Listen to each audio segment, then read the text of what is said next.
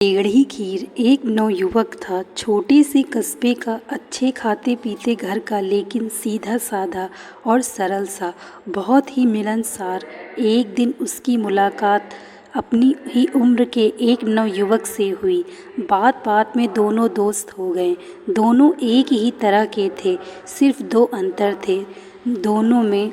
एक तो यह कि दूसरा नवयुवक बहुत ही गरीब परिवार से था और अक्सर दोनों वक्त की रोटी का इंतजाम भी मुश्किल से हो पाता था।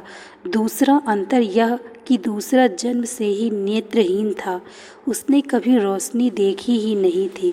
वह दुनिया को अपनी तरह से टटोलता पहचानता था, लेकिन दोस्ती धीरे धीरे गाढ़ी होती गई। अक्सर मेल मुलाकात होने लगी। एक दिन नवयुवक ने अपने नेत्रहीन मित्र को अपने घर खाने का न्योता दिया। दूसरे ने उसे खुशी खुशी स्वीकार किया। दोस्त पहली बार खाना खाने आ रहा था। अच्छे मेजबान की तरह उसने कोई कसर नहीं छोड़ी। तरह तरह के व्यंजन और पकवान बनाए। दोनों ने मिलकर खाना खाया। नेत्रहीन दोस्त को बहुत आनंद आ रहा था। एक तो वह अपने जीवन में पहली बार इतने स्वादिष्ट भोजन का स्वाद ले रहा था।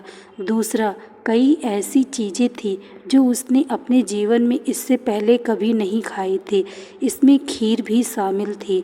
खीर खाते खाते उसने पूछा, मित्र, यह कौन सा व्यंजन है? बड़ा स्वादिष्ट लगता है। मित्र खुश हुआ। उसने उत्साह से बताया कि यह खीर है। सवाल हुआ, तो यह खीर कैसा दिखता है? बिल्कुल दूध की तरह ही सफ़ेद, जिसमें कभी रोशनी न देखी हो वह सफ़ेद क्या जाने और काला क्या जाने। सो उसने पूछा, सफ़ेद वह कैसा होता है? मित्र दुनिया में फंस गया। कैसे समझाया जाए कि सफ़ेद कैसा होता है? उसने तरह तरह से समझाने का प्रयास किया, लेकिन बात बनी नहीं। आखिर उसने कहा, मित्र, सफ़ेद बिल्कुल वैसा ही होता है जैसा कि बगुला। और बगुला कैसा होता है? यह एक और मुसीबत थी कि वह बगुला कैसा होता है, यह किस तरह समझाया जाए। कई तरह की कोशिशों के बाद उसे तरकीब सूझी। उसने अपना हाथ आगे किया, उंगलियों को जोड़कर चोंच जैसा आकार बनाया और कलाई से हाथ को मोड़ लिया। फिर कोहनी से मोड़कर कहा, लो, छूकर देखो कैसा दिखता है बगुला।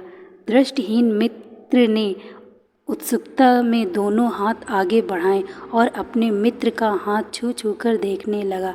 हालांकि वह इस समय समझने की कोशिश कर रहा था कि बगुला कैसा होता है, लेकिन मन में उत्सुकता यह थी कि खीर कैसी होती है। जब हाथ अच्छी तरह टटोल लिया तो उसने थोड़ा चकित होते हुए कहा, अरे बाबा, ये खीर तो बड़ी टेढ़ी चीज़ होती है। वह फिर खीर का आनंद लेने लगा, लेकिन तब तक खीर टेढ़ी हो चुकी थी, यानी किसी भी जटिल काम के लिए मुहावरा बन चुका था, टेढ़ी खीर। Thank you so much watching this video. Like, share and subscribe.